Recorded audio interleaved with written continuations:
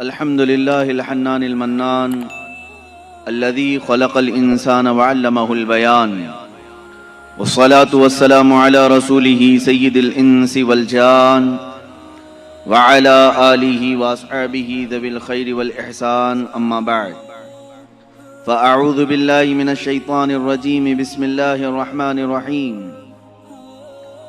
या अय्युहन्नासु क़द जाअकुम बुरहानुम मिन रब्बिकुम व अंज़लना इलैकुम नूरम मुबीना सदक़ल्लाहु मौलानल अज़ीम व बल्लगना रसूलुहुन नबियुल अमीनुल मतीनुल मुख्तारुल करीम व नहनु अला ज़ालिका लमिनश शाहिदीन व शाकिरीन वल्हम्दुलिल्लाहि रब्बिल आलमीन।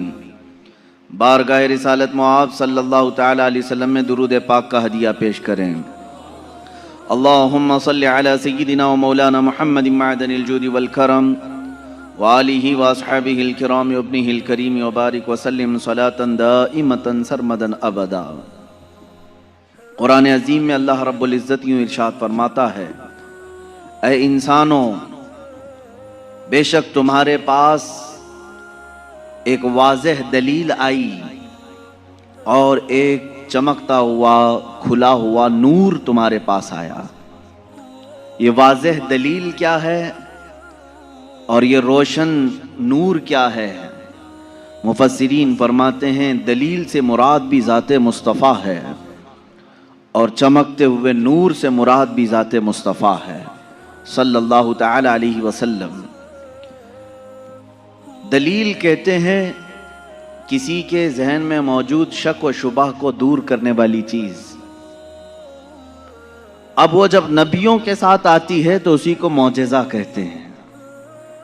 और आज की इस गुफ्तगू में हमने मौज़ूए सुखन बनाया है मौजज़ात मुस्तफ़ा सल्लल्लाहु तआला अलैहि वसल्लम। अल्लाह के नबी सल्लल्लाहु तआला अलैहि वसल्लम के मौजज़ात, ये अरबिक वर्ड है मौजिज़, जिसका मतलब होता है आजिज करने वाली चीज, सामने वाले को ढेर कर देना, उसको अरबी में कहते मौजिज कर दिया।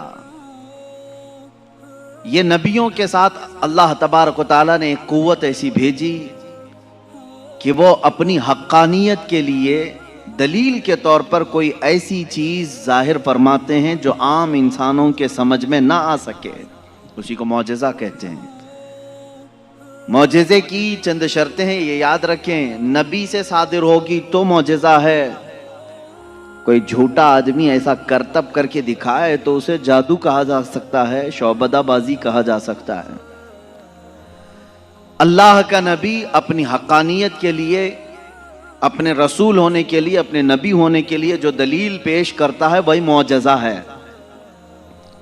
तकरीबन सारे नबियों को अल्लाह ताला ने इस शान से दुनिया में मबूस फरमाया, किसी न किसी मौजज़े के साथ ही उन्हें भेजा। सारे नबियों के मौजज़ात इस मुख्तसर सी मजलिस में गिनाए नहीं जा सकते, लेकिन नबी जो मौजज़ा लेकर के आता है वो अपनी कौम के दरमियान जिस चीज़ की ज़रूरत होती है, जिस चीज़ का माहौल होता है, वही लेकर के आता है। अब मिसाल के तौर पर मूसा अलैहिस्सलातु तस्लीम का ज़माना जादूगरी का ज़माना था। बड़े बड़े जादूगर अपने अपने करतब दिखाते थे, जिसको नज़रबंदी कह सकते हैं आम आप, या उसको आप मैजिक समझ लें। आज भी मैजिशियन है, वो सिर्फ नज़रों का धोखा होता है। मैजिशियन को खुद मालूम होता है कि मैं कोई चीज़ बदल नहीं सकता। कुछ लोग तो नजर चुरा करके इतनी तेज काम करने के माहिर होते हैं कि वो चीज को बदलते भी नहीं। आस्तीनों में कबूतर रख करके खींच करके दिखा देना, या फिर पानी के गिलास में से फूल फेंक देना, ये नजरों का धोखा है, जिसको शौबदाबाजी कहते हैं। बाज़ाब्ता उसकी आज क्लासें भी चलती हैं, लोग सीखते भी हैं। ज़माने मूसा अलैहिस्सलातु तस्लीम में जो करतब दिखाए जा रहे थे वो तो जादू का कमाल था।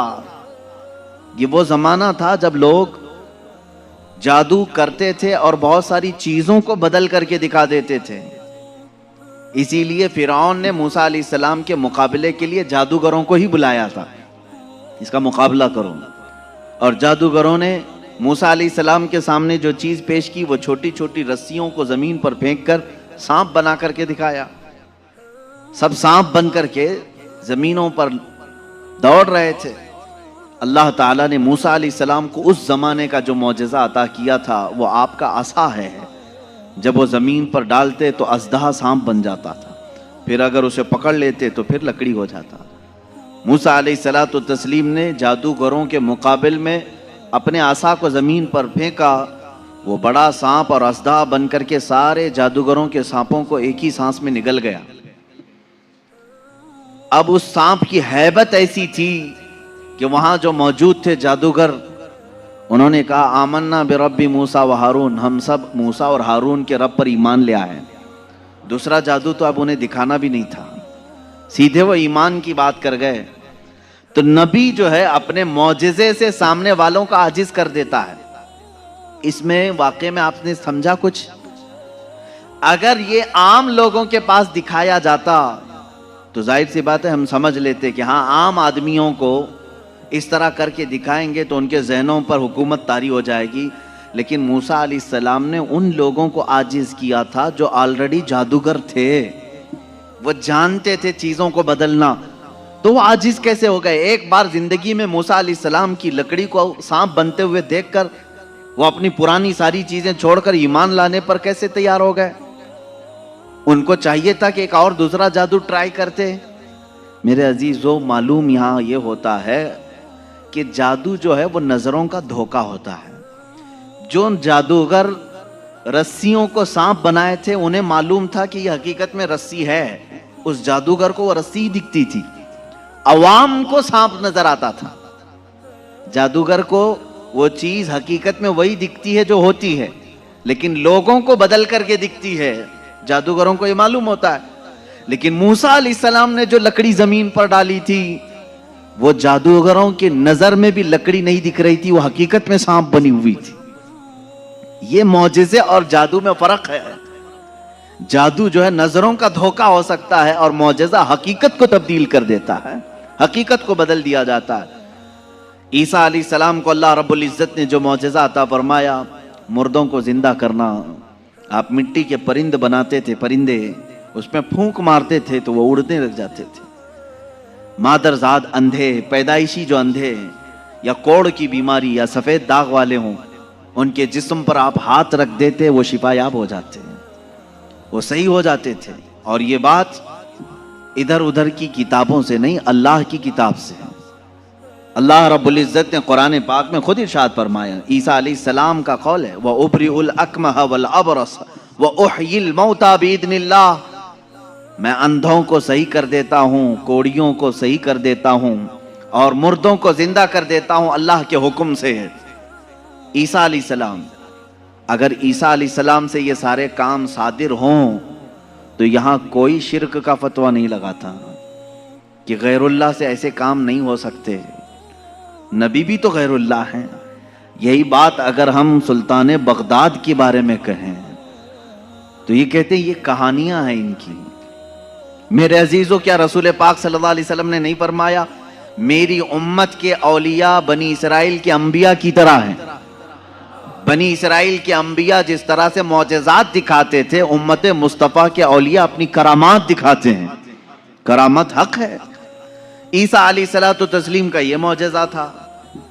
दीगर अंबिया इकराम अलैहिस्सलाम को बहुत सारे मौजज़े दिए, जैसे हज़रत दाऊद अलैहिस्सलाम, उनके हाथ में लोहा आता तो नरम हो जाता था।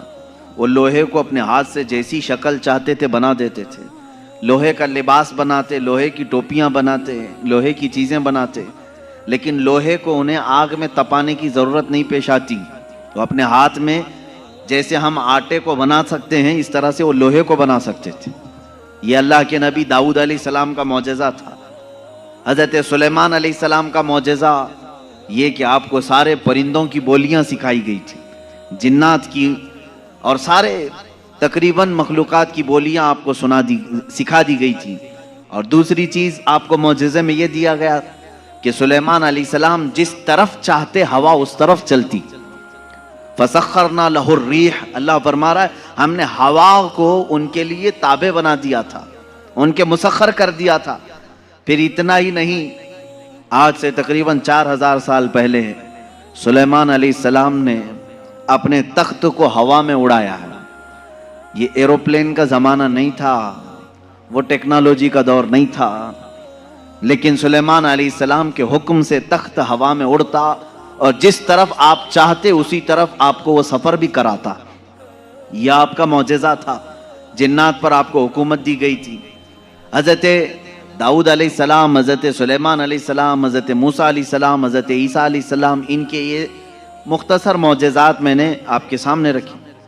तकरीबन और अंबिया इकराम अलैहिस्सलाम को मौजज़े दिए गए। हज़रत सालेह अलैहिस्सलाम को एक मौजज़ा ऊँटनी की शक्ल में दिया गया था, इसलिए कि उस ज़माने के लोग जिस चीज़ के कायल नहीं थे उसी चीज़ को मौजज़ा बना करके भेजा गया है। यानी ईसा अलैहिस्सलाम के ज़माने में लोग ये कहते थे मरने के बाद दोबारा जिंदा नहीं हो सकते। ईसा अलैहिस्सलाम को वही मौजज़ा देकर भेजा अल्लाह ने, मुर्दों को जिंदा तुम करके दिखाओ। जब नबी करके दिखा सकते हैं तो अल्लाह दोबारा कैसे नहीं जिंदा करेगा। सालेह अलैहिस्सलाम के ज़माने में लोग इस बात के इनकारी थे कि बग़ैर बाप के कोई बेटा हो नहीं सकता, बग़ैर बाप के कोई बेटा पैदा नहीं हो सकता। आदम अलैहिस्सलाम कैसे आ गए दुनिया में, ऐसा कैसे हो सकता है। सालेह अलैहिस्सलाम को अल्लाह ताला ने हुक्म फरमाया तुम अपनी कौम को ले जाओ एक पहाड़ के पत्थर पर, पत्थर से कहो कि इसमें से ऊंट पैदा करके दें। हज़रत सालेह अलैहिस्सलाम ने उस पत्थर के पास खड़े होकर फरमाया तो पत्थर से एक ऊंटनी का बच्चा नमूदार हुआ। उस ऊंटनी का ना बाप है ना माँ है और अपनी बिरादरी से अपनी नस्ल से भी नहीं, बल्कि पत्थर एक जामिद चीज से ऊंट पैदा हुआ। उस ऊंटनी का जिक्र भी कुरान पाक में है। ये मौजज़े के तौर पर दिया गया था सालेह अलैहिस्सलातु तस्लीम को। अजीज़ान गिरामी वक़ार, उन अंबिया इकराम को उनके ज़मानों की जो ज़रूरियात थी, जो तकाज़े थे, वो मौजज़े दिए गए। और सैयदुल अंबिया मुहम्मदुर रसूलुल्लाह सल्लल्लाहु तआला अलैहि वसल्लम को उन तमाम अंबिया के जो मौजज़ात थे वो तन्हा हुजूर को अता किए गए। उसने यूसुफ दमे ईसा यदे बैजादारी, आंचे खूबा हमा दारंद तू तन्हा दारी। ए रसूल पाक, यूसुफ का हुस्न भी आपके पास है, ईसा का दम भी आपके पास है और मूसा का यदे बैजा भी आपके पास है। वो तमाम खूबियां जो रखते थे अंबिया, या रसूल अल्लाह, तन्हा आपकी जात में अल्लाह ने वो जमा किया। इमाम इश्क व मोहब्बत ने फरमाया जात हुई इंतखाब वस्फ हुए लाजवाब, जात हुई इंतखाब वस्फ हुए लाजवाब, नाम हुआ मुस्तफ़ा तुम पे करोड़ों दुरूद। एक जात है, हजारों वस्फ इसमें जमा किए अल्लाह ने, हजारों वस्फ जमा किए। अब मौजज़ात मैं शुरू करता हूं, इसलिए कि हमारा वक्त बहुत तेजी से चलता है और वक्त की सुइयां हमें काटते हुए चली जाती हैं। अल्लाह हमारे वक्त में बरकत अता फरमाए। इस बात को मैं महसूस करता हूँ कि जब मीलाद मुस्तफ़ा हो, रसूल करीम सल्लल्लाहु तआला अलैहि वसल्लम के तज़किरे हों, आपको भी एहसास होता होगा, आपको भी एहसास होता होगा, मुझे खुद एहसास होता है। 1.5 घंटा 2 घंटा या जिस कदर भी यहाँ बैठे हैं, कब वक्त गुजर गया पता ही नहीं चला। महफिल ख़त्म होती है तो हम घड़ियाँ देखते हैं, क्या हम इतनी देर तक बैठे रहे। पहलू में दर्द भी नहीं हुआ, पीठ में कमर में कोई कसक भी नहीं आई, इसमें इतना लगाव कैसे रहा। अजीज़ा ने गिरामी वक़ार, इससे बाज़ उलमा ने यह मसला अखज़ किया कि जब मोहब्बत करने वाला मुहिब अपने महबूब के तज़किरे में रहता है तो उसे वक्त का अंदाज़ा नहीं होता। इसीलिए लोगों ने कहा क़यामत का दिन अगरचे 50,000 साल का हो, अगरचे 50,000 साल का हो, लेकिन जो लिवाउल हम्द के नीचे आ गया वो मेरे मुस्तफ़ा की शान बयान कर रहा होगा। यहां तक कि क़यामत का ये 50,000 साल का जो एक दिन है, रिवायात में बताया गया है, आशिकाने मुस्तफ़ा को ऐसा लगेगा जैसे बिजली चमकी और खत्म हो गई। लोग कहते हैं क़यामत आई भी और चली भी गई। वो लंबा दिन उनके लिए भारी होगा जो गुस्ताखी रसूल में अपने पेट मरोड़ते रहते हैं, उनके लिए भारी होगा जिनके सीने रसूलुल्लाह की मोहब्बत से मुनव्वर नहीं है। अजीज़ा ने गिरामी वक़ार, यही बात तो कब्र में भी है। यही बात, बाज लोगों को दफन किया जाता है, तज़किरा सुने और जी लगा करके सुने। मेरे आका की महफिल में बैठे तो सुस्ती और काहिली नहीं, बल्कि इसके आदाब हैं। आप वजू से बैठें, हमतन गोश होकर बैठें। हल्की सी भी सुस्ती आए तो अपने आप को कोसें कि नहीं, मैं मुस्तफ़ा करीम की मीलाद में बैठा हूं, मेरे आका के तज़किरे में बैठा हूं। बाज लोगों को दफन किया जाता है, कब्र की जिंदगी मालूम है कितनी सख्त होती है। कहा गया वहां का 1 मिनट 1 साल के बराबर हो सकता है। मुर्दे पर वक्त ही नहीं गुजरता, वक्त ही नहीं जाता, वो रोज इंतजार करता है, रोज इंतजार करता है। लेकिन बाज मैयतें वो हैं जिन पर वक्त बहुत तेजी से गुजर जाता है। यहां तक कि कयामत का सूर फूंका जाता है, कब्रें खोली जाती हैं, लोगों को उठाया जाता है, तो बाज मुर्दे ये कह करके उठते हैं, बारे इलाहा इतनी जल्दी कयामत आ गई, कल ही तो मेरे घर वालों ने दफन किया था, आज मैं मैदान महशर में जमा हो गया। जबकि वो 500 साल सो चुके होंगे, 1000 साल सो चुके होंगे। फर्क क्यों? बाज मुर्दों पर वक्त नहीं बीतता, बाज लोगों पर वक्त तेजी से चला जाता है। वजह यह है कि जिसकी कब्र में जलवे मुस्तफ़ा नजर आ जाए, मेरे आका सल्लल्लाहु तआला अलैहि वसल्लम उसकी कब्र में आ जाएं और वो जलवे जहां आरा को देखने में मसरूफ हो, तो कयामत का सूर फूंक दिया जाएगा। वो उन्हीं जलवों में मस्त हो चुका होगा और उसे वक्त का एहसास नहीं होगा। ऐ अल्लाह हमें उस जमात में शामिल फरमा। अब हम मौजज़ात मुस्तफ़ा सल्लल्लाहु तआला अलैहि वसल्लम की तरफ चलते हैं। अल्लाह के नबी सल्लल्लाहु तआला अलैहि वसल्लम को मेरे मौला ने जो मौजज़े दिए थे वह अलग अलग हैं। हिस्सी मौजज़े, मानवी मौजज़े। आप सल्लल्लाहु तआला अलैहि वसल्लम का सबसे बड़ा मौजज़ा क्या है, मैं उसको आखिर में अर्ज करता हूं। लेकिन एक बात याद रखें, हुजूर की पूरी जिंदगी मौजज़ा है, सब पूरी जिंदगी मौजज़ा है। आपके जो बयानात हैं वो हदीसें और मौजज़ा हैं। हुजूर पाक सल्लल्लाहु तआला अलैहि वसल्लम का चलना फिरना, उठना बैठना सब मौजज़े की शक्ल में है। इसलिए कि इस तरह की चीजें आम आदमी कर नहीं सकता। जो ये दावा करे कि मैं हुजूर के बराबर हो सकता हूं, मुआज़ल्लाह रब्बिल आलमीन, उसको आज हमारा बयान जरूर सुनना होगा। मौजज़ात मुस्तफ़ा सल्लल्लाहु तआला, एक एक चीज हुजूर सल्लल्लाहु तआला अलैहि वसल्लम की जिंदगी पूरी कायनात को आज भी चैलेंज कर रही है, आजिज करके रखी है। तू कौन सी खेती से निकलकर बराबरी का दावा करता है? हुजूर अकरम सल्लल्लाहु तआला अलैहि वसल्लम की जात सुतूदा सिफात, अल्लाह के नबी सल्लल्लाहु तआला अलैहि वसल्लम के बचपन की बात लेते हैं। आज पैदा हुए, मीलाद मुक़द्दस है और ज़माने रसूल सल्लल्लाहु तआला अलैहि वसल्लम में, यानी विलादत के ज़माने में मक्का का माहौल था कि बच्चे परवरिश के लिए दायाओं के पास दे दिए जाते थे। वजह यह थी कि बच्चा शहर की गहमा गहमी से दूर रहे, उसकी जुबान महफूज रहे। देहात वालों की जुबानें वहां अच्छी होती थी, अरबी, और शहर में होता यह था कि हर जगह के लोग मक्का में आते थे, मिक्स ना हो जाए। तो मक्का वाले खास तौर पर अपने बच्चों की जुबान की हिफाजत के लिए शुरू के चंद दिन किसी दाया के पास रखते थे। रसूल करीम सल्लल्लाहु तआला अलैहि वसल्लम जब पैदा हुए, ये वही ज़माना है जब बनु साद कबीले की दाया औरतें हैं। एक कबीला है जिस कबीले की सारी खवातीन बच्चों को पालती थीं और 2 साल के बाद ले जाती तो भारी मुआवजा मिलता था, उजरत मिलती थी, वो पैसों पर दूध पिलाती थी। इसी एतबार से बनु साद कबीले की खवातीन मक्का में आई। उन्हीं खवातीन में एक हलीमा सादिया भी हैं। वो कहती हैं, जब मक्का पहुँचे मेरी ऊँटनी लंगड़ी थी, जिसकी वजह से मैं ताखीर से पहुंची। सारी औरतें मक्का में जो नौमौलूद बच्चे थे सबके पास गईं और उनसे भावताव किया, मुआवजा तय किया और बच्चे ले ली। हजरत हलीमा सादिया कहती हैं, मैं ताखीर से पहुंची, तकरीबन बच्चे जा चुके थे, एक बच्चा बाकी था, वो आमिना का दुर्रे यतीम था। मैं वहां आई, मैंने देखा और उसके बाद पूछा कौन है इस बच्चे का सरपरस्त। कहा बच्चे की विलादत से 6 माह पहले ही इसके वालिद का विसाल हो चुका है। हलीमा कहती है, मैं छोड़कर बाहर चली आई। मैं निकल आई कि बाप है नहीं बच्चे का, मैं अगर दूध पिला भी दूं 2 साल के बाद मुझे उजरत देगा कौन, कौन मुआवजा देगा? वो कहती हैं, फिर पूरा मक्का छान मारी, लेकिन अब कोई बच्चा नहीं मिला। शाम हो गई थी, शोहर साथ में था। हलीमा सादिया से शोहर ने कहा, ऐ हलीमा, खाली हाथ जाने से बेहतर है कि वह यतीम को साथ ले जाएं।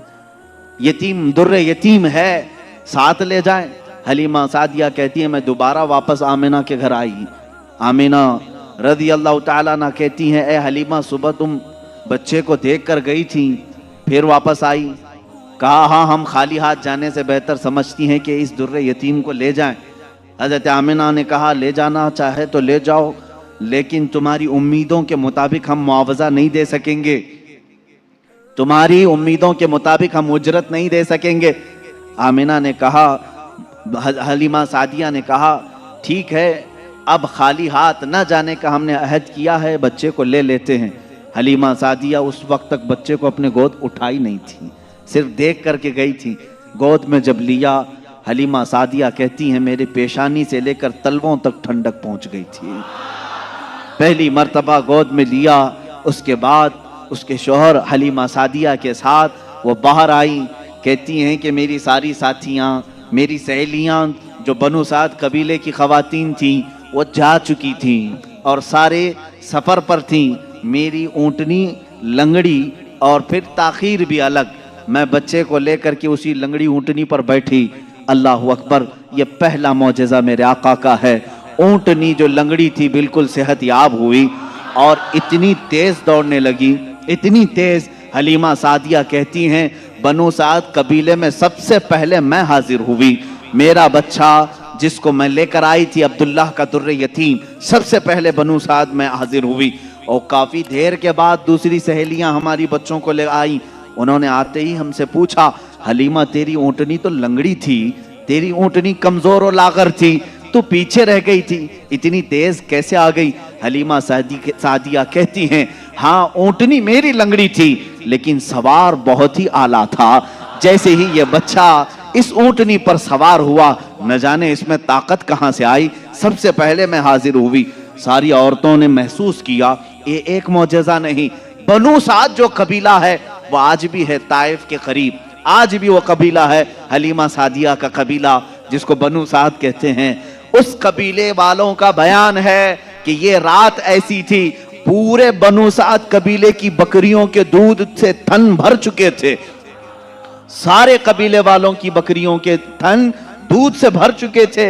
हलीमा सादिया कहती हैं जब मैं बच्चे को घर में ले आई तो अजीब सी राहतें और बरकतें और हवाएं चलने लगी। लोगों ने महसूस किया आज तक बनु साद कबीले में ऐसी खुशगवार हवाएं आई नहीं थी, लेकिन लोगों ने बाद में ये महसूस किया ये हलीमा सादिया के घर जो बच्चा आया है उसी की बरकतें हैं। एक के बाद दीगरे लोगों ने मौजज़े देखे भी। हलीमा सादिया की जो बेटी हैं शैमा, जो हुजूर सल्लल्लाहु अलैहि वसल्लम की दूध शरीक बहन है, हुजूर की दूध शरीक बहन है, वो कहती हैं मैं मोहम्मद सल्लल्लाहु ताला अलैहि वसल्लम को गोद में लेकर रात में बैठती थी। 1 साल के नहीं थे, 9 माह के थे जब मैं गोद में लेकर बैठती थी। तारीक रातें हों या उजाली रातें हों, खुले आसमान के नीचे मैं आकर बैठती। मोहम्मद अरबी सल्लल्लाहु अलैहि वसल्लम की परवरिश में हलीमा का घराना लगा है। कहती हैं हम मालदार नहीं थे, खेल खिलौने वाली चीजें हमारे घर नहीं होती थी, लेकिन शैमा कहती हैं जब मोहम्मद मेरी गोद में होते, रात को 14वीं का चांद चमक रहा होता और मोहम्मद सल्लल्लाहु अलैहि वसल्लम गोद से उंगली को यूं उठाते, चांद इधर चला जाता, कभी चांद इधर जाता, गोद में उंगली जिस तरफ करते वो चांद उधर ही झुक जाता था। आला हजरत इमाम इश्क व मोहब्बत फाजिल बरेलवी रदी अल्लाह ताला अन्हु यूं फरमाते हैं चांद झुक जाता उधर, उंगली उठाते महद में, क्या ही चलता था इशारों पर खिलौना नूर का, क्या ही चलता था इशारों पर खिलौना नूर का। सुबह तैबा में हुई बटता है बाड़ा नूर का, सदका लेने नूर का आया है तारा नूर का। अजीजा ने गिरामी, खिलौना बना है कौन? जिससे पूरी दुनिया आज तक खेल ना सकी, वो मोहम्मद अरबी सल्लल्लाहु अलैहि वसल्लम का खिलौना बना है। ये मेरे आका सल्लल्लाहु अलैहि वसल्लम के मौजज़ात, गोद के मौजज़ात हैं, गोद के मौजज़ात हैं। अब मैं यहां पर एक बात ये बताना चाहता हूं, उन लोगों के जहन को मैं साफ करना चाहता हूं जो लोग ये कहते हैं हुजूर सल्लल्लाहु ताला अलैहि वसल्लम 40 साल के बाद नबी बनाए गए, 40 साल के बाद नबी बनाए गए। बहुत सारे लोगों ने किताबों में भी लिख दिया।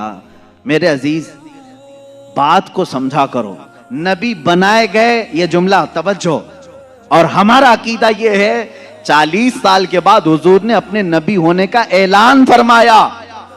नबी बनाए गए अलग चीज है, वो नबी कब बनाए गए थे ये खुद रसूल पाक से पूछो।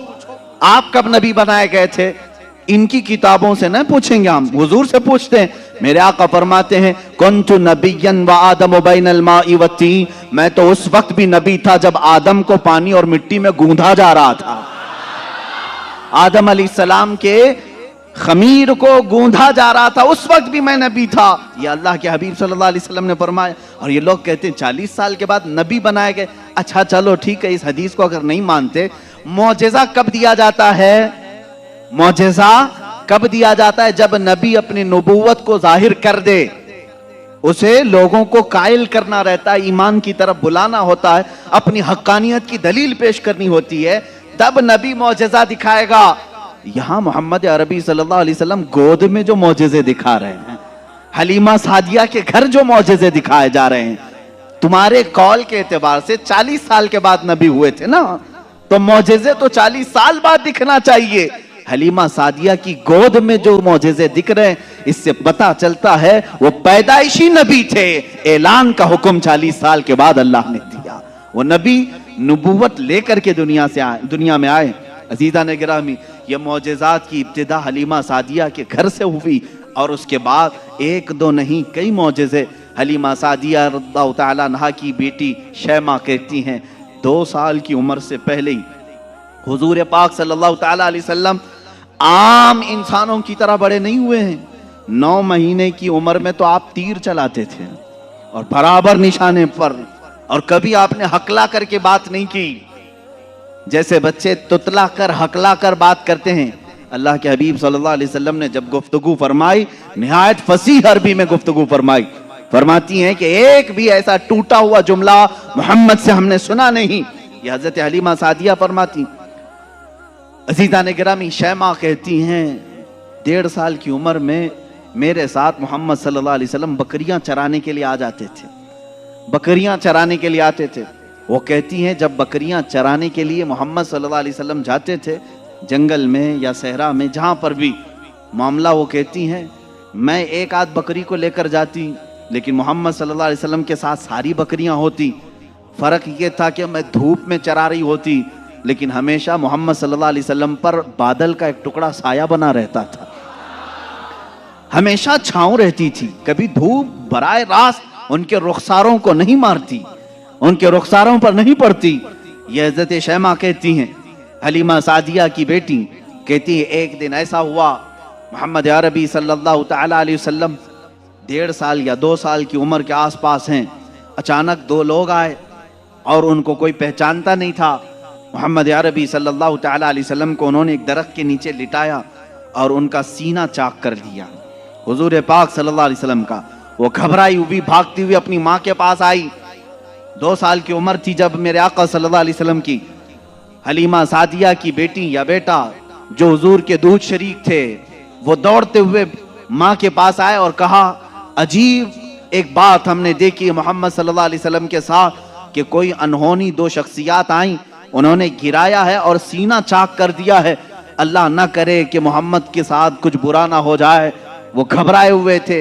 हजरत हलीमा कहती है मैं दौड़ती हुई उस मकाम पर पहुंची, जाकर के देखा दरख्त के साए में वो आराम कर रहे थे, कोई लोग नहीं थे, कोई शख्सियात नहीं थी। हलीमा सादिया ने देखा वाकई सीने के ऊपर कुछ निशानात नजर आ रहे थे। उठाया और पूछा कि क्या बात है। मोहम्मद अरबी सल्लल्लाहु अलैहि वसल्लम ने फरमाया अल्लाह के 2 फरिश्ते आए थे, उन्होंने मेरा सीना खोला और दिल निकाला, जन्नत से लाए हुए तश्त में जो ईमान और हिकमत से भरा हुआ था, मेरे दिल को उसमें रखा और उसके बाद फिर मेरे सीने पर रखा और फिर बंद कर दिया और वो चले गए। इसलिए कि बचपन में आने वाली आम इंसानों की खसलतें इस नूरे खुदा महबूब खुदा के दिल में कभी ना आए। उन्होंने सारे वसवसों को मेरे पाक कर दिया।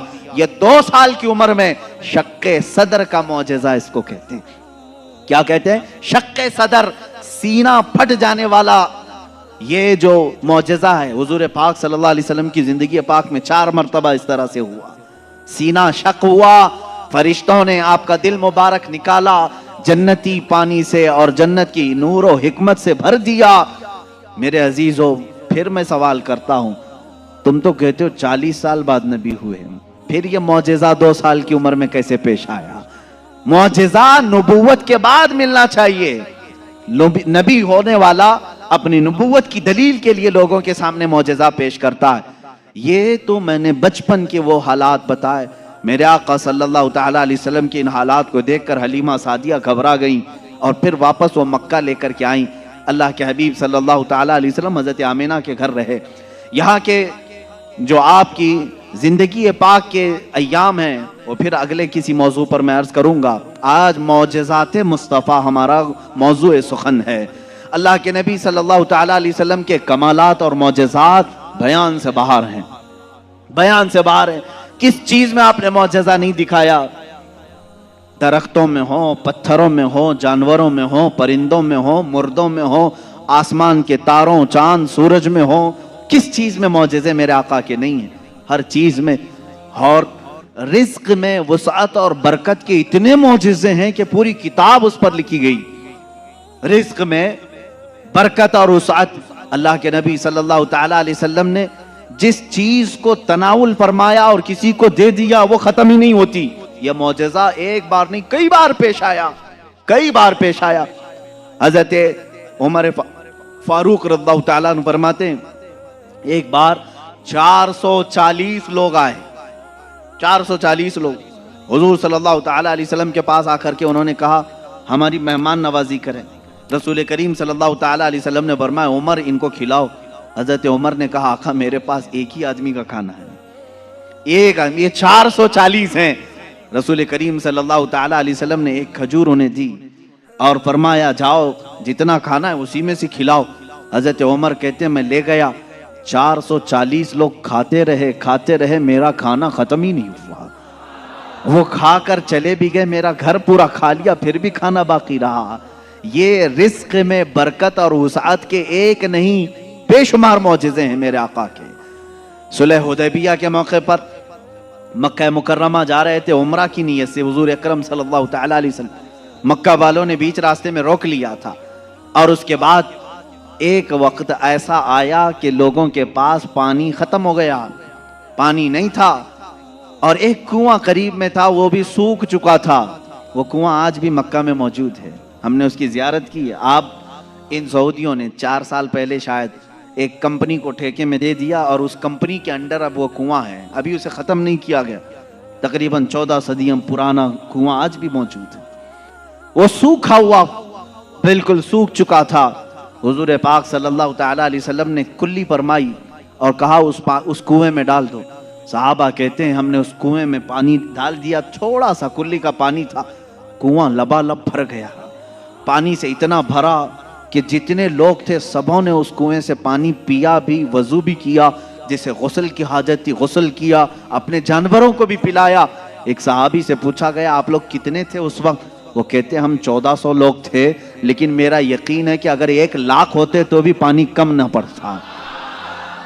और उसके बाद वो कुआं कभी सूखा नहीं, आज भी पानी उसमें मौजूद है। और एक कुआं बीरे शिफा जिसको कहते हैं, उसके मुतालिक मैंने ये सुना है कि वो निहायत ही खारी पानी, कड़वा पानी, जानवर भी नहीं पीते थे। अल्लाह के नबी सल्लल्लाहु ताला अलैहि वसल्लम बदर से वापसी के मौके पर उसमें अपना लुआब पाक डाला। वो पानी आज भी मीठा है, आज भी मीठा है। इन सऊदियों ने उसमें सीमेंट भर दिया, डामर डाल दिया, तारकोल डाला, केमिकल डाला। उनके एतबार से ये शिर्क है। ये सब सुन्नी लोग आते हैं तबर्रुक समझ करके इस पानी को निकालते हैं, इसकी कोई असल नहीं, इसकी कोई सनद नहीं, इसका कोई सबूत नहीं। और इस गुस्से में उन्होंने कुएं में हर चीज डाली, लेकिन पानी भी बड़ा जिद्दी है, हर चीज को निकल करके फिर बाहर आता है। सारी चीजें खत्म होती हैं। अभी अभी 6 महीने पहले के सफर में भी पानी पी करके आए। उन्होंने वहां पहरेदार लगाए। आज भी पता नहीं बुग़्ज़ किस बात का है, बुग़्ज़ किस चीज का है। तुम्हें सिनेमा थिएटरों से तकलीफ नहीं हुई, बीरे शिफा से इतनी तकलीफ? तुम्हें बीच खोलने में शर्म हया नहीं आई? मुस्तफ़ा करीम सल्लल्लाहु ताला अलैहि वसल्लम के उशाक और मोहब्बत करने वाले अगर तारीख की किसी चीज को दिल और जान से यकीन के साथ अमल करते हैं और उन्हें शिफा भी मिलती है, तो इनके पेट में दर्द क्यों होता है? हैरत की बात है। अजीज़ा ने गिरामी वकार, एक बात, एक फार्मूला तो मुझे समझ में आता है, हर आदमी अपने बड़ों की रविश पर चलता है, हर आदमी अपने आकाओं को जरूर खुश करता है। अल्हम्दुलिल्लाह हम उन तबर्रुकात पर मर मिटते हैं, जान देते हैं, इसलिए कि हमारे आकाओं का तबर्रुक है, और ये हर उस चीज को मिटाने की कोशिश करते हैं इसलिए कि ये भी अपने आकाओं की नस्ल में से हैं। यहूदी हमेशा चाहते थे कि नाम मुस्तफ़ा मिटा दिया जाए, हमेशा चाहते थे, तौरात में खुरच खुरच करके नाम निकाले इन्होंने, लेकिन आला हज़रत फाजिल बरेलवी रज़ियल्लाहु ताला अन्हु ने ये फरमाया, तू घटाए से किसी के न घटा है न घटे, जब बढ़ाए तुझे अल्लाह ताला तेरा, मिट गए मिटते हैं मिट जाएंगे आदा तेरे, न मिटा है न मिटेगा कभी चर्चा तेरा। हुजूर पाक सल्लल्लाहु ताला अलैहि वसल्लम की कोई चीज तुम तारीख से नहीं मिटा सकोगे। बहरहाल रिज्क में बरकत और वसाअत के बेशुमार मौजज़ात हैं। एक बार तो कमाल की बात है, मकाम ज़ूरा पर हुजूर पाक सल्लल्लाहु ताला अलैहि वसल्लम तशरीफ फरमाए, यहाँ सहाबा कहते हैं हमारे पास पानी फिर खत्म हो गया, पानी कुछ भी नहीं था, ना कुआं करीब में था, कुआं था तो कुल्ली फरमाई, कुएं का पानी बाहर आया। हजरत मूसा अलैहिस्सलाम का मौजज़ा याद होगा आपको, आपने लकड़ी से पत्थर पर मारा एक मर्तबा, 12 चश्मे बाहर निकले, कुरान पाक में है, कुरान ने फरमाया फनफजरत मिन हुस्नता अशरत आइना, 12 चश्मे पानी के निकले थे, और इसलिए कि उनकी उम्मत में 12 कबीले थे, 12 कबीलों के लिए 12 चश्मे निकल गए। किस चीज से मूसा अलैहिस्सलाम ने मारा? अपने असा से। किस पे मारा? पत्थर पे। पत्थर से 12 चश्मे निकले। मुस्तफ़ा करीम सल्लल्लाहु ताला अलैहि वसल्लम सफर में, सहाबा तशरीफ लाए, शिकायत की पानी की, अल्लाह अल्लाह मैं यहाँ पर अकीदे पर कुर्बान जाऊं सहाबा के, उनसे क्यों नहीं कहते पानी बरसाना पानी देना अल्लाह का काम है। वो सहाबा हुजूर के पास बार बार क्यों आ जाते थे? खाना नहीं है तो हुजूर के पास, पानी नहीं है तो हुजूर के पास, बीमारी है तो हुजूर के पास, इसलिए कि उन्हीं सहाबा का अकीदा बरेली के इमाम ने लिया है, जिनका कहना था शाफियो नाफी हो तुम, वाफियो काफी हो तुम, दर्द को कर दो दवा, तुम पे करोड़ों दुरूद, आंख अता कीजिए उसमें जिया दीजिए, जलवा करीब आ गया तुम पे करोड़ों दुरूद। वो मांगने के लिए आते थे मेरे आका सल्लल्लाहु अलैहि वसल्लम की बारगाह में, और जिन्होंने कहा रसूलुल्लाह से मांगना हराम है, माअज़ल्लाह रब्बिल आलमीन, उनको अल्लाह ताला ने ऐसों का मोहताज बनाया, दर दर की ठोकरें खाते हुए आज भी जलील खार है। इसीलिए मेरे इमाम ने कहा है, जो तेरे दर से यार फिरते हैं, दर बदर यूं ही खार फिरते हैं, दर बदर यूं ही खार फिरते हैं। हमें फख्र है इस बात पर, हम मोहताज हैं तो मदीने के ताजदार के रसूल करीम सल्लल्लाहु ताला अलैहि वसल्लम से मांगेंगे, इसलिए मांगते हैं कि रब है मोती ये है कासिम, रिस्क उसका है खिलाते ये हैं, रिस्क उसका है खिलाते ये हैं। हम खालिक समझकर, हम रसूलुल्लाह को राज़िक समझकर नहीं जा रहे हैं, बल्कि वो रज़्ज़ाक़े हकीकी के नायब हैं। इसीलिए आला हज़रत फाज़िल बरेलवी ने फरमाया है कि रब है मोती ये है कासिम, रिस्क उसका है खिलाते ये हैं, बखुदा खुदा का यही है दर, नहीं और कोई मफर मखर, जो वहां से हो यहीं आके हो, जो यहां नहीं तो वहां नहीं, यह आला हज़रत ने फरमाया। बहरहाल रसूल करीम सल्लल्लाहु ताला अलैहि वसल्लम के पास अब सहाबा आए पानी की शिकायत लेकर के, पानी यहां पर भी नहीं है। हुजूर पाक सल्लल्लाहु अलैहि वसल्लम ने फरमाया कुआं भी करीब नहीं, तालाब भी करीब नहीं, पत्थर भी करीब नहीं। एक सहाबी से कहा कि बर्तन कुछ है तुम्हारे पास? कहा एक बर्तन में इतना पानी है कि या तो पी सकता हूं या तो वजू कर सकता हूं। हुजूर पाक सल्लल्लाहु अलैहि वसल्लम ने फरमाया वही ले आओ। बर्तन को करीब रखा और अपना दस्ते मुबारक उसमें रखा। सहाबा फरमाते हैं हर उंगली पाक से पानी के चश्मे जारी थे, जैसे फव्वारे निकलते हैं, फाउंटेन जिस तरह होते हैं, हुजूर पाक सल्लल्लाहु ताला अलैहि वसल्लम की उंगलियों से चश्मे निकलने लगे। फिर इमाम अहले सुन्नत फाजिल बरेलवी फरमाते हैं उंगलियां हैं फैज पर, टूटे हैं प्यासे झूम कर, उंगलियां हैं फैज पर, टूटे हैं प्यासे झूम कर, नदियां पंजाबे रहमत की हैं जारी। वाह वाह, पंजाबे रहमत की। पंजाबे रहमत का मतलब पंजाब जो हमारा है इसको इसलिए पंजाब कहते हैं, 5 नदियां हैं वहां पर। मेरे आका सल्लल्लाहु ताला अलैहि वसल्लम के सिर्फ दस्ते मुकद्दसा में रहमत के पंजाब थे। 5 उंगलियों से 5 चश्मे निकले। और उस वक्त सहाबा फरमाते हैं हम तकरीबन 300 लोगों ने उससे वजू भी किया, पानी भी पिया, जानवरों को भी पिलाया। किस पानी से?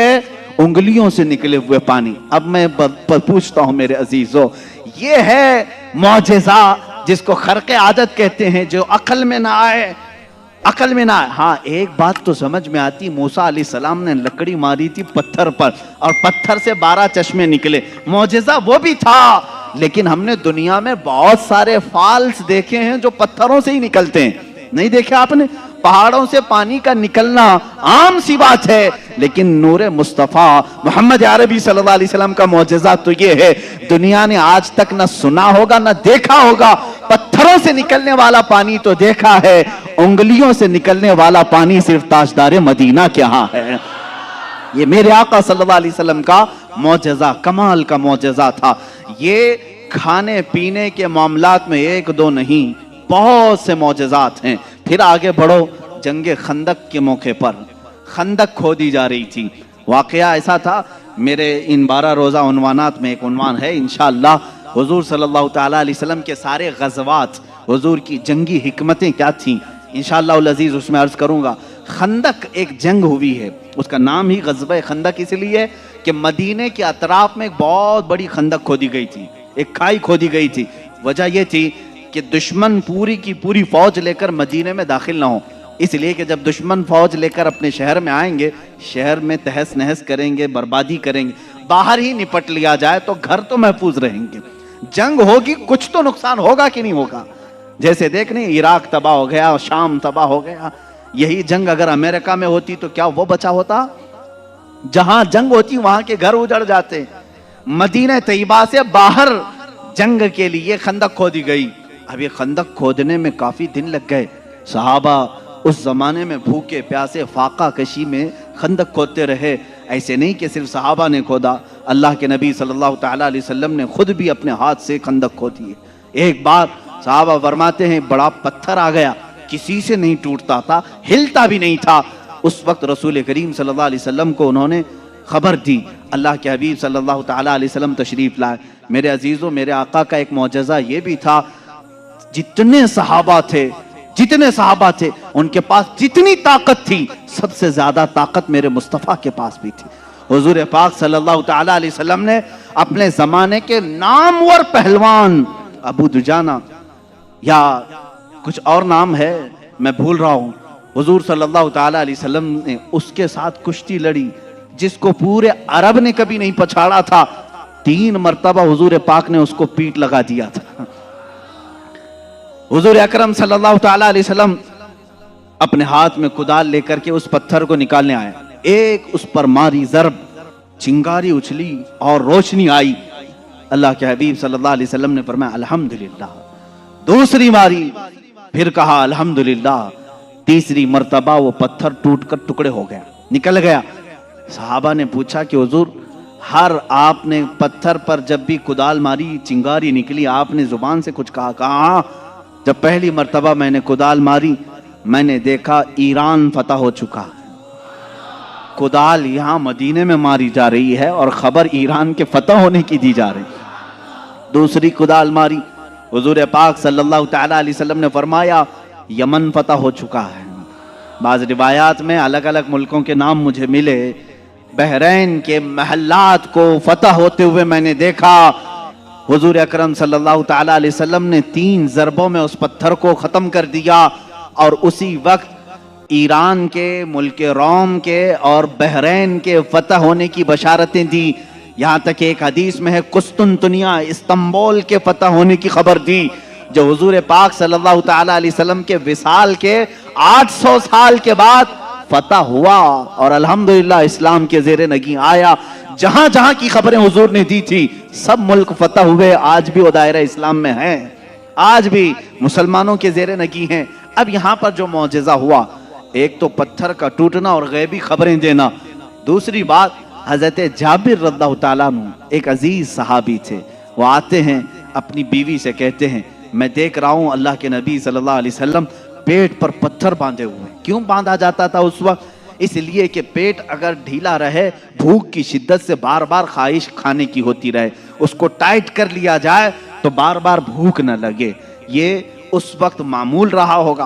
अल्लाह के नबी सल्लल्लाहु अलैहि वसल्लम ने भी अपने पेट पर पत्थर बांधे।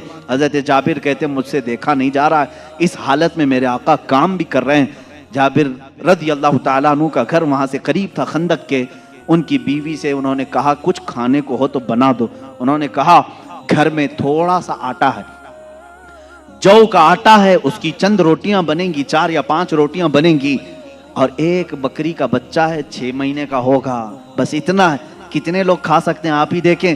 कहा इतना ही ज़बह कर, मैं रसूल पाक सल्लल्लाहु अलैहि वसल्लम को, हज़रत अबू बकर को, हज़रत उमर को, और मैं रहूंगा, मेरे घर वाले रहेंगे, खिला देंगे।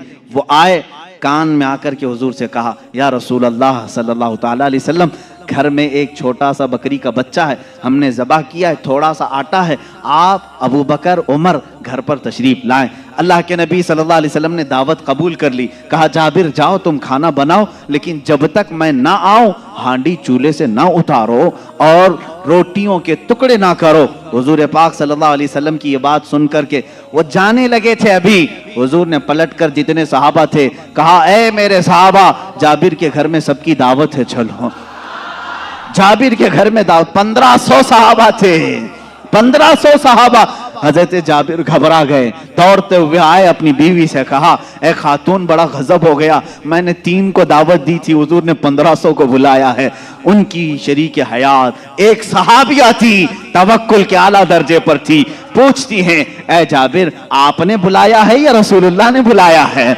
हजरत जाबिर कहते मैंने किसी को नहीं बुलाया, रसूलुल्लाह ने बुलाया है। कहते फिर फिक्र छोड़ो, जिन्होंने बुलाया वही खिलाएंगे, जिन्होंने बुलाया वही खिलाएंगे। हमको इस बात की क्या फिक्र है, हमें तो खाना बनाना है, वो आएंगे, जिसको उन्होंने दावत दी वो खिलाएंगे। हमने 3 को दावत दी, हम 3 को खिलाएंगे, रसूल ने जितनों को दावत दी वो उनको खिलाएंगे। ये खातून का अकीदा देखें, सहाबिया हैं। हजरत जाबिर रज़ियल्लाहु ताला अन्हु फरमाते हैं घर मेरे आका तशरीफ लाए, घर में बैठने की जगह भी 10 लोगों की थी, 10 लोग बैठ सकते थे। अल्लाह के हबीब सल्लल्लाहु ताला अलैहि वसल्लम तशरीफ लाए और उस हांडी को जो चूल्हे पर रखी हुई थी, कहा इसको उतारना नहीं, उसमें अपना लुआब पाक डाला और उसके बाद फरमाया निकाल कर देते जाओ। हजरत जाबिर कहते हैं 10-10 लोगों का खाना निकालता था, रोटियां दस्तरखान पर बिछाई जाती थी। शाम हो गई, 1500 सहाबा खा लिए, अभी मेरी हांडी में आधा खाना बाकी ही रहा। ये मौजिज़ा है मेरे आका सल्लल्लाहु अलैहि वसल्लम का। रिस्क में वुसअत और बरकत सिर्फ लुआबे पाक से जो बराबरी का दावा करते हैं वो भी अपने घर की हांडियों में थूक के दिखाएं, तुम्हारे घर वाले ना खाएं। मुस्तफा करीम सल्लल्लाहु अलैहि वसल्लम जिस पे लुआब लगा दें, 1500 जलीलुल कद्र सहाबा खाएंगे भी और हांडी में बचा भी रह जाएगा। अजीजा ने गिरामी, बराबरी का दावा ना करो, वरना थूकोगे तो मर जाओगे तुम्हारे घर में। कभी जहर ना हो जाए तुम्हारे थूक में, थूकोगे तो बच्चे मर भी जाएंगे। बहरहाल ये मौजिज़ा एक ही नहीं पेश आया, 3-3 मौजिज़े यहाँ पर आए, 3-3 मौजिज़े। हज़रत जाबिर के घर में तन्हा हुजूर पाक सल्लल्लाहु ताला अलैहि वसल्लम दावत के लिए आए भी। उसके बाद दूसरी बात ये भी हुई, उनके घर में एक हादसा हो गया था। उनके घर में हादसा ये हुआ, बकरी को ज़बह किया था बाप ने, हज़रत जाबिर ने, उनके 2 बच्चे थे, दोनों बच्चों ने देखा और बड़े बच्चे ने छोटे बच्चे को बुलाया, आ मैं तुझे दिखाता हूं अब्बा बकरी को ज़बह कैसे कर रहे थे। छुरी लिया और छोटे बेटे को ज़बह कर दिया, गला काट दिया। और जैसी खून निकलने लगा, मां ने देखा, घबराई, बच्चे को पकड़ने के लिए कि चाकू उसके हाथ में थी, वो दौड़ता हुआ छत पर चढ़ा और पांव फिसला, छत से गिरा, नीचे गिरते ही सर पर चोट आई, वहीं फौत हो गए। एक साथ 2 बच्चों का इंतकाल किस वक्त, जिस वक्त हुजूर की दावत घर में हो रही। हजरत जाबिर को मालूम नहीं था, वो खाना बनाने का हुक्म देकर चले गए थे, यहां दोनों बच्चे फौत हो चुके थे।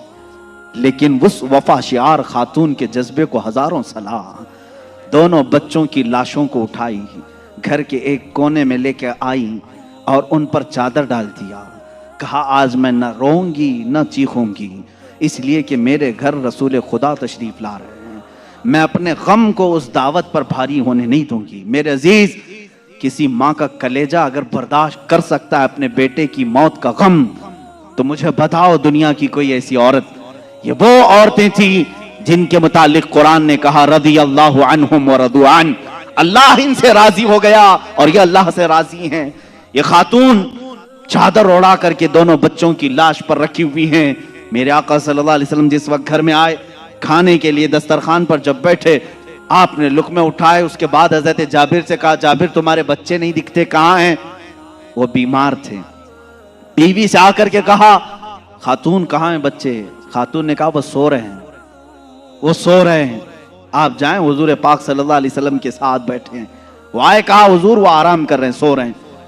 हुजूर पाक सल्लल्लाहु अलैहि वसल्लम ने फरमाया जाओ उनको ढूंढ लाओ। दोबारा आए, खातून से कहा कि बच्चे कहाँ हैं? कहा आपको मालूम था वो बीमार थे। कहा वो बीमार थे? कहा वो बहुत अच्छी नींद में सोए हुए हैं, नहीं उठेंगे। खातून ये कह रही है, अपने शोहर को तक जाहिर नहीं किया। हजरत जाबिर दोबारा, तीसरी बार मेरे आका सल्लल्लाहु अलैहि वसल्लम ने फरमाया, जाबिर मुझे अल्लाह का हुक्म है कि मैं तेरे बेटों के साथ खाऊं। हुजूर पाक सल्लल्लाहु अलैहि वसल्लम दस्तरखान से उठ गए, खाना रखा हुआ था, अंदर खुद चल करके आए, खुद पूछा कि कहाँ सो रहे हैं, मुझे भी दिखा दो। हजरत जाबिर की खातून जो थी, बीवी थी, वो उस कमरे में ले गई, लाशों पर से चादर उठाया। हजरत जाबिर कहते हैं मैं देख करके दहल गया, बच्चों की लाशें हैं। अल्लाह के नबी सल्लल्लाहु ताला अलैहि वसल्लम करीब गए, दोनों बच्चों के हाथों को पकड़ा और कहा बहुत देर से हम तुम्हारे इंतजार में, उठो दस्तरखान बिछा है। दोनों बच्चे अपने कपड़े झाड़ते हुए खड़े हो गए। मूसा ईसा अलैहिस्सलाम के मुर्दों को जिंदा करने का मौजज़ा तुमने सुना होगा। नबी रहमत सल्लल्लाहु ताला अलैहि वसल्लम अपने गुलामों के घर में जो फौज शुदा शहजादे थे उन्हें जिंदा भी किया और अपने दस्तरखान पर बिठाया भी।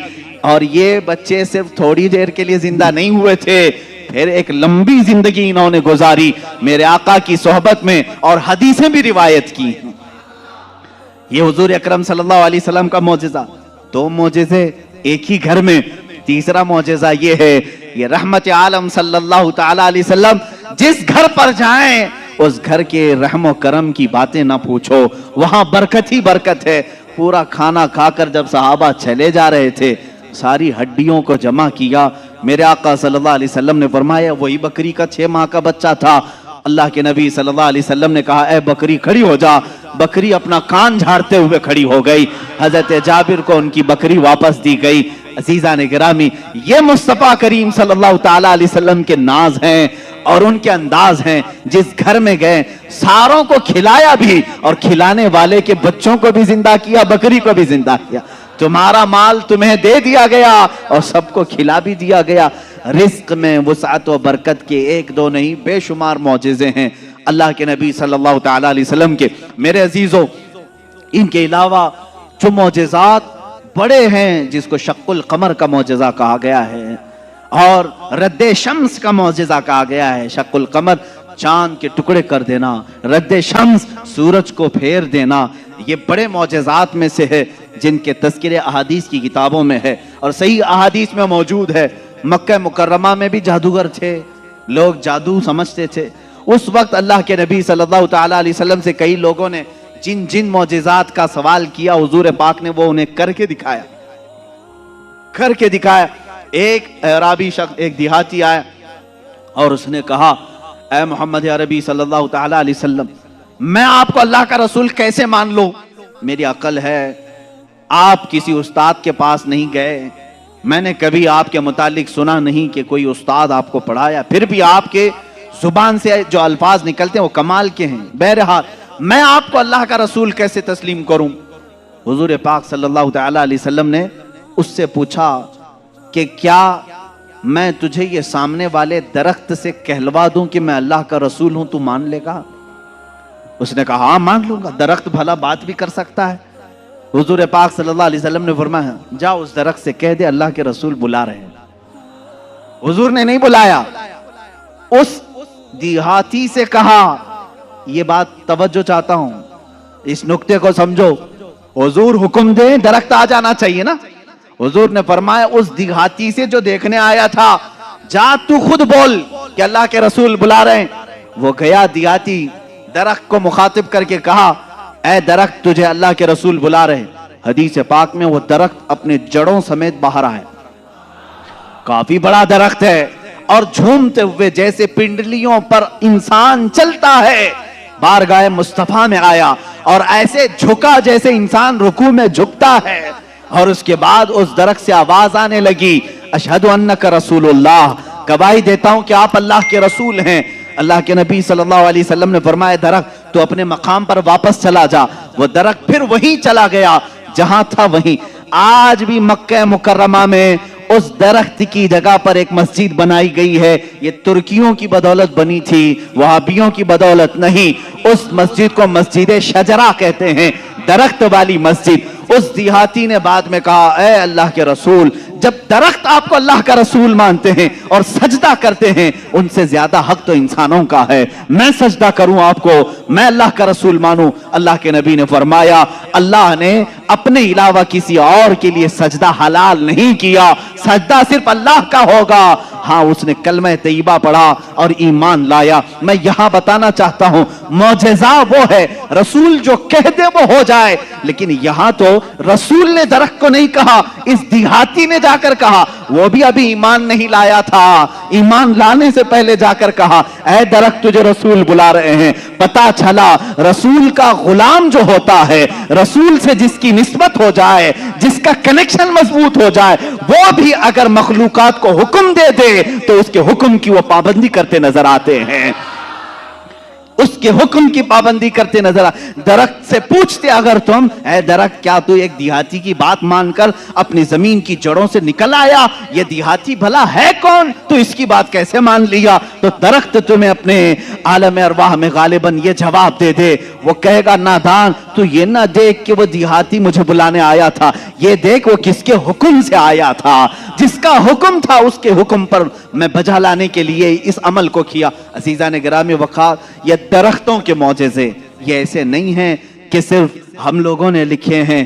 तारीख के औराक आज इस बात के शाहिद हैं कि मक्का के कुफार और मुशरिकीन भी इन मौजज़ात को देखते रहे।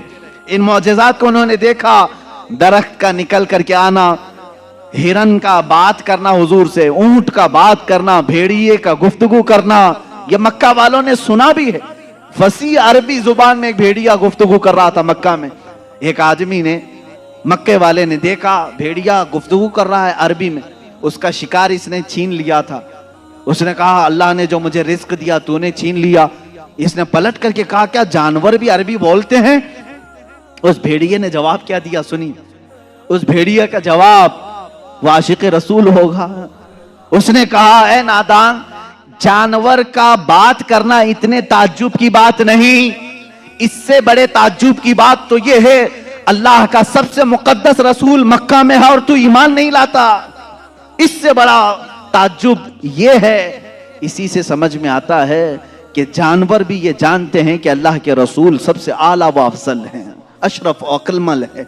अजीज़ान गिरामी वक़ात, एक बार अबू जहल ने प्रोपेगेंडा फैलाया कि आओ देखते हैं मोहम्मद की बहुत सल्लल्लाहु ताला अलैहि वसल्लम, बहुत सारे लोग कायल हो गए, ये जो कुछ भी दिखाते हैं जमीनों पर दिखाते हैं।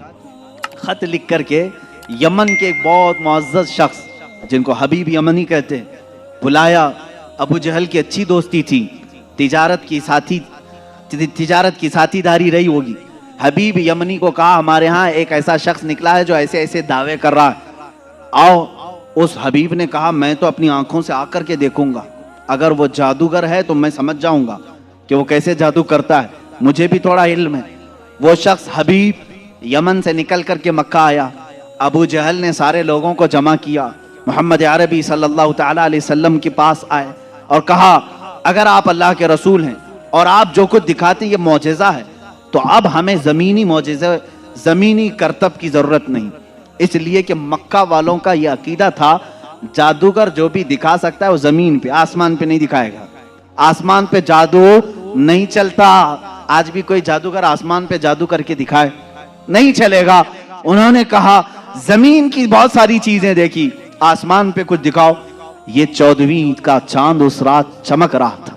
हुजूर पाक सल्लल्लाहु ताला अलैहि वसल्लम ने फरमाया कि अगर मैं इस चांद को 2 टुकड़ों में तब्दील कर दूं तो तो उस शख्स ने कहा, हबीब जो यमन से आया, तब तो हम आपको अल्लाह का रसूल मान लेंगे। अगर आपका हुक्म आसमानों पर भी चलता है। हुजूर पाक सल्लल्लाहु ताला अलैहि वसल्लम जबल अबू कुबैस, एक पहाड़ी है मक्का में, उसके नीचे खड़े थे, सारा मजमा था। अल्लाह के नबी सल्लल्लाहु ताला अलैहि वसल्लम ने चांद की तरफ यूं इशारा फरमाया। अचानक चांद शक हुआ, एक टुकड़ा पहाड़ के इस तरफ, दूसरा टुकड़ा पहाड़ के उस तरफ नजर आ रहा था। ये ऐसा नहीं कि करतब दिखाने वाले यूं तोड़कर यूं बिठा दें। अल्लाह के हबीब सल्लल्लाहु अलैहि वसल्लम ने जो शक्कुल कमर का मौजज़ा दिखाया, वो आधी रात तक टुकड़ों में ही रहा। मिनट, 2 मिनट, 5 मिनट नहीं, आधी रात तक टुकड़ों में रहा। और ये बात सिर्फ मक्का वालों ने नहीं, जादू हो तो सामने वालों को दिखे। मियां अब तो कमाल आसमान पर हुआ है। चांद एक शहर में तुलू नहीं होता, पूरी दुनिया में तुलू होता है, पूरी दुनिया में। अब मैं आपको बताऊं चंद तारीखी बातें। हिंदुस्तान की सरजमीन पर भी चांद के टुकड़े होते हुए देखा था। राजा चिरमन, जो कासरगोड केरला के रहने वाले, आज भी उस राजा का फोर्ट मौजूद है।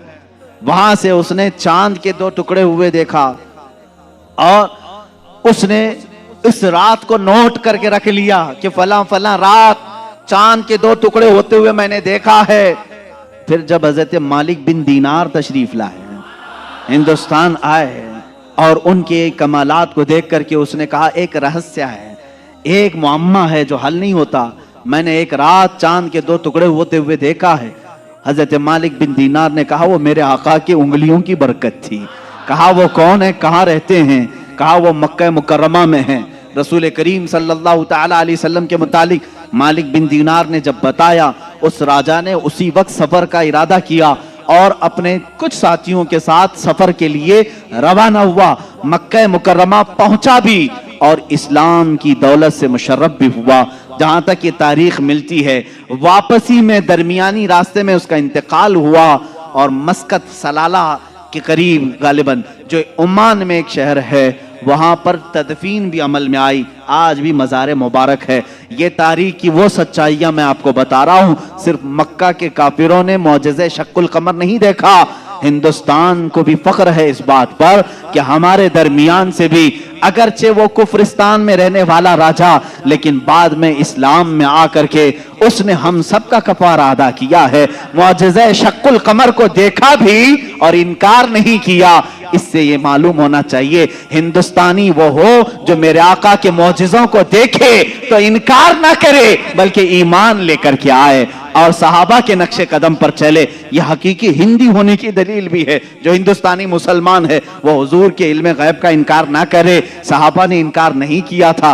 सहाबा ने नहीं कहा था पीठ पीछे की खबर नहीं है। अगर तुम हिंदुस्तान में रह करके इस तरह की बातें करते हो तो मैं कहता हूं देशद्रोही तो असल यही है। सबसे पहले अजीजा ने गिरामी वकार, अब रसूल करीम सल्लल्लाहु ताला अलैहि वसल्लम के मौजज़े शक्कुल कमर को जो होते हुए हबीब यमनी ने सामने देखा। अच्छा, और एक दूसरी तारीख, चीन में, चाइना में आज भी एक जगह है, एक मस्जिद है जहां पर इबारत तहरीर लिखी हुई है। हमारे पास उसकी एक तस्वीर लाई थी और जिन लोगों ने वहां विजिट किया है उन्होंने भी बताया कि वहां पर तारीख लिखी हुई है चाइना में कि आज की वो रात है कि यहाँ के इलाके वालों ने आसमान पर चांद के 2 टुकड़े होते हुए देखा है। जबकि चाइना में इस्लाम कहाँ आया था? उस वक्त कोई इस्लाम और ईमान वाला नहीं था। उसके बावजूद लोगों ने जो देखा वो दीवार पर लिखा हुआ है। ये तारीख की सच्चाइयां हैं और इसका इनकार कुफ्र है, इसलिए कि शक्कुल कमर का मौजज़ा खुद कुरान बयान कर रहा है। इक्तरबती साअतु वंशक्कल कमर, कयामत करीब आ जाएगी तो चांद फट जाएगा। इसकी तफसीर में फरमाया चांद खुद से नहीं, हुजूर पाक की उंगलियों के इशारे से फटा है। ये मौजज़ा। और उसके बाद हुजूर पाक सल्लल्लाहु ताला अलैहि वसल्लम के इस मौजज़े को देख करके हबीब यमनी ने कहा, अच्छा ये तो हमने देख लिया, लेकिन अल्लाह का रसूल वो है। देखें, अब यह अकीदा है, असल अकीदा। काफिर भी अकीदा ये रखते थे रसूल वो होता है जो गैब की खबरें देता है, गैब की खबरें देता। उसने ये अपनी शिकायत नहीं की, कहा मेरे दिल में एक बात है जो चुभ रही है, क्या आप बता सकते हैं? कौन कहा? हबीब यमनी ने। हुजूर पाक सल्लल्लाहु अलैहि वसल्लम ने फरमाया, हाँ तेरे दिल में ये बात है कि तेरी एक बेटी अपाहिज है, लंगड़ी है और कमजोर है और उसके जिस्म में कमजोरियां हैं पैदाइशी तौर पर, तुझे हमेशा उसका दुख सताता है, काश वो बच्ची सही हो जाए। हबीब अम्मी ने कहा बिल्कुल मेरे दिल की बात आपने बताई और कलमा तैयबा पढ़ा। कलमा तैयबा नहीं पढ़ा, कहा कि मैं आपको फिर से मुलाकात करता हूं, फिर से मुलाकात करता हूं। अबू जहल बहुत बहकाने की कोशिश करता रहा। हबीब जो है यमन के सफर पर चला गया, वापस गया, इसी शशोपंज में था कि आखिर कोई शख्स मेरे घर की बात कैसे बता सकता है। मोहम्मद सल्लल्लाहु तआला अलैहि वसल्लम यमन कभी इधर आए नहीं, मेरे घर में माजूर लड़की होने कैसे पता। वो यमन इसी शशोपंज में घर आया, दरवाजा खोला तो देखा उसकी बेटी भली चंगी चलती हुई आ रही और क्या कह रही है, ला इलाहा इल्लल्लाह मुहम्मदुर रसूलुल्लाह। हबीब घबरा गया, कहा ए खातून, ए मेरी बेटी, ये तू भली चंगी कैसे हो गई और तेरी जुबान पर ये कलमा कैसे आया। वो कहती है आज से चंद रोज कबल मैं रात के वक्त आराम कर रही थी बिस्तर पर, दर्द शिद्दत का था, इसी असना में मैंने घर के दीवार पर, घर के दरवाजे से एक नूरानी शक्ल के बुजुर्ग को आते हुए देखा। कहा वो कैसे थे, कहा उनकी आंखें ऐसी थी गुलाबी रंगत वाले चेहरे के जिनकी भवें मिली हुई थी, जुल्फें कंधों तक लटक रही थी, अमामे का शिमला इस तरह था, पूरा हुलिया मेरे आका का वो बताने लगी। कहा उन्होंने आकर के मुझ पर दम किया और मेरा जिस्म सही सलामत हो गया और उन्होंने कहा ए बच्ची तू ये कलमा क्यों नहीं पढ़ती, अनकरीब तेरा बाप भी पढ़ेगा। मैंने कलमा पढ़ लिया। वो कहता है हबीब यमनी, ए खातून तू मुझसे पहले पहुंच गई, अब मैं घर में नहीं वापस मक्का जाता हूं। वापस आया और दारे इस्लाम में दाखिल हुआ। अबू जहल को कोसने लगा और कहा ए जालिम, तूने जादूगर कह करके बुलाया था, मोहम्मद के मुतालिक क्या क्या प्रोपेगेंडा फैलाया था। और अबू जहल से कहा बात तो अच्छी ही है तेरी, तूने जादू दिखाने के लिए बुलाया था, लेकिन मैं तो ईमान का सरिश्तकार हो गया, मैं ईमान के पैखर में ढल गया। अल्लाह का एहसान है मेरे अजीजों, ये मेरे आका सल्लल्लाहु तआला अलैहि वसल्लम का एक मौजिजा दिखाने के लिए लोगों ने कहा 3-3 मौजिजे उस वक्त दिखाए, चांद के टुकड़े भी किए, उसकी बेटी के घर में उसको सेहत भी दिया और फिर उसको ईमान की दौलत से भी नवाजा। अजीजा ने गिरामी, हुजूर अकरम सल्लल्लाहु तआला अलैहि वसल्लम के जो कमालात और मौजज़ात इल्मे गैब से मुताल्लिक हैं वो तो एक अलग टॉपिक है। मेरे आका क्या क्या जानते थे, क्या क्या नहीं जानते थे, ये हम सबको कहना ही नहीं चाहिए। पहली बात, तुम होते कौन हो हुजूर का इल्म नापने वाले। तुम ये कहोगे हुजूर को ये नहीं मालूम था, ये नहीं मालूम था, ये नहीं मालूम था, तुझे क्या क्या मालूम है। अल्लाह के हबीब सल्लल्लाहु तआला अलैहि वसल्लम के मुतालिक बाज लोग कहते हैं हुजूर ये नहीं जानते थे, हुजूर ये नहीं जानते थे। जालिमों जरा अपने इल्म की खैर मनाओ, अपने ईमान की खैर मनाओ कि अल्लाह के नबी सल्लल्लाहु अलैहि वसल्लम को कुरान कह रहा है वअल्लमका मा लम तकुन तअलम, ऐ रसूल हमने आपको वो सब सिखा दिया जो आप नहीं जानते थे। अब अल्लाह ने क्या क्या सिखाया पहले अल्लाह से पूछ के आओ, ऐ रब तो अपने नबी को क्या क्या सिखाया है। अल्लाह रब्बुल इज्जत जाने और उसका रसूल जाने कि वो क्या सिखाया और इन्होंने क्या सीखा है। बहरहाल हुजूर अकरम सल्लल्लाहु तआला अलैहि वसल्लम का एक और मौजज़ा मैं अर्ज करूं, उसके बाद मैं अपनी गुफ्तगू को समेटता हूं। चांद का शक होने का मौजज़ा। दुनिया में 2 बड़ी चीजें हैं जो ताकतवर, एक चांद और एक सूरज। चांद तक पहुंचने के दावे तो किए नासा वालों ने और सूरज पर पहुंचने की कोशिश कर रहे हैं, लेकिन जल रहे हैं, परेशान हो रहे हैं। लेकिन जाहिर सी बात है उसका जो वॉल्ट है वो तो तुम जला देगा। अभी पहुंचे नहीं है। चांद में पहुंचे थे या फिर फिल्म यहीं से बनाए थे, इस पर भी बहुत सारे डिबेट चल रहे हैं। बहुत सारे लोग, इन्हीं के लोग मानते भी नहीं चांद पर तुम गए नहीं थे, फलां स्टूडियो में खड़े होकर के सब फोटो बना करके लाए हो। आज मेरी गुफ्तगू का यह हासिल नहीं है, आज मेरा वो टॉपिक नहीं है। वो पहुंचे थे कि नहीं पहुंचे थे उससे मेरे ईमान का ताल्लुक भी नहीं। हाँ, हमको इतना मालूम है कि मेरे आका सल्लल्लाहु अलैहि वसल्लम मक्का की जमीन पर खड़े होकर के भी इशारा कर दें तो चांद टुकड़े हो जाए। और साइंसदानों ने जो तहकीक की है चांद के मुतालिक, इंग्लैंड का एक साइंटिस्ट है, उसने कहा है चांद के मुतालिक जो हमारे पास फुटेज आए हैं, बहरहाल या जो कुछ भी, इससे ऐसा लगता है कि किसी जमाने में इसमें दरार पड़ी थी, इसमें कभी दरार पड़ी थी, कभी ये टूटा था, उनको मालूम नहीं तोड़ा किसने था। बहरहाल वो भी मेरा टॉपिक नहीं है आज, साइंस और साइंटिस्ट ये भी हमारा टॉपिक नहीं, लेकिन जब बात आएगी इंशाल्लाह अर्ज करेंगे। अब सूरज की तरफ चलते हैं। बात ये थी मौला अली करमल्लाहु वजहुल करीम रसूल करीम सल्लल्लाहु ताला अलैहि वसल्लम के साथ एक मकाम पर आराम फरमा रहे थे, जिसको सहबा का मकाम बताया गया। इमाम जलालुद्दीन सुयूती रहमतुल्लाह ताला अलैह ने भी इस हदीस को नकल फरमाया। फरमाते हैं हुजूर पाक सल्लल्लाहु ताला अलैहि वसल्लम ने असर की नमाज अदा की और हजरत अली को कहा बैठ जाओ, और उनकी गोद में अपना सर मुबारक रखा और सो गए। अल्लाह के हबीब जब आराम फरमाते सहाबा बहुत खामोश हो जाते। हजरत अली ने ये कहा भी नहीं कि मेरी नमाज अभी हुई नहीं, अल्लाह के नबी आराम फरमा रहे थे। हजरत अली इंतजार में रह गए, क्या आप बेदार होंगे तो उठूंगा असर पढ़ लूंगा, लेकिन इसी इंतजार में सूरज गुरूब हो गया।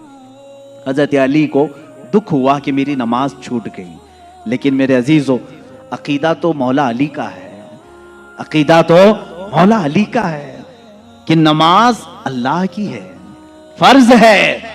और यहां रसूल पाक सल्लल्लाहु अलैहि वसल्लम आराम कर रहे हैं, उठा देना चाहिए था, मेरे मौला की नमाज है, मैं पहले नमाज पढ़ लूं। लेकिन वो सहाबी थे, वहाबी नहीं थे।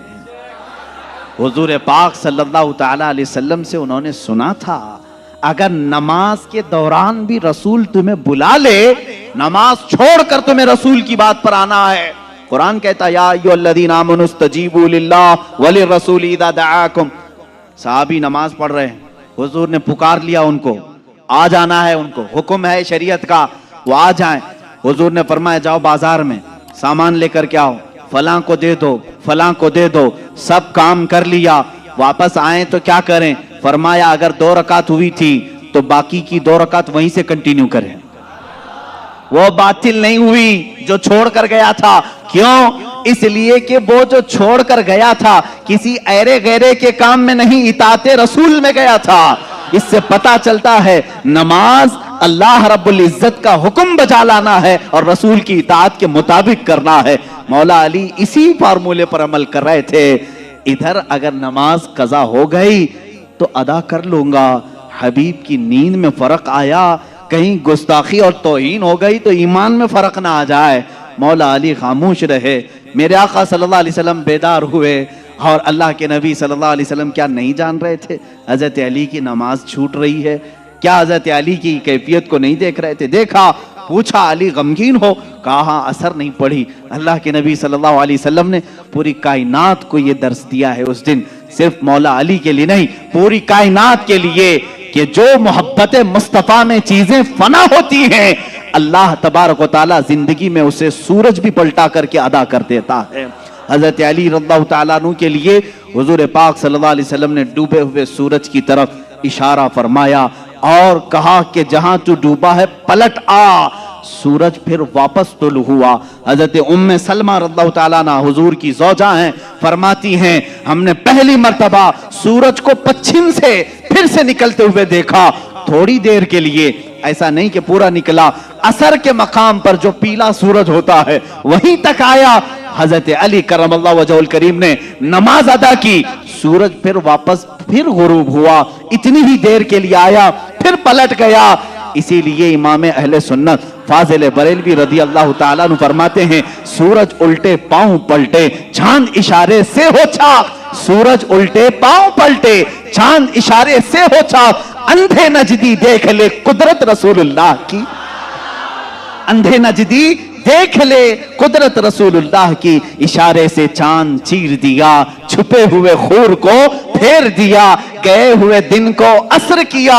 ये ताबो तवा तुम्हारे लिए, जमीनो जमा तुम्हारे लिए, मकीनो मका तुम्हारे। रसूल करीम सल्लल्लाहु ताला अलैहि वसल्लम के मौजज़ात, सूरज का पलटाना ये मेरे आका के अजीम मौजज़ात में से है, अजीम मौजज़ात में से। किसके लिए पलटाया गया? मौला अली करमल्लाहु वजहुल करीम के लिए। अजीज़ान गिरामी, तारीख में, अब मौजज़ात की तारीख में बहुत सारी चीज़ें मौजूद हैं, यहाँ तक कि मुर्दों को जिंदा करने वाला जो मौजज़ा है, मैंने वो बच्चों के मुतालिक बताया।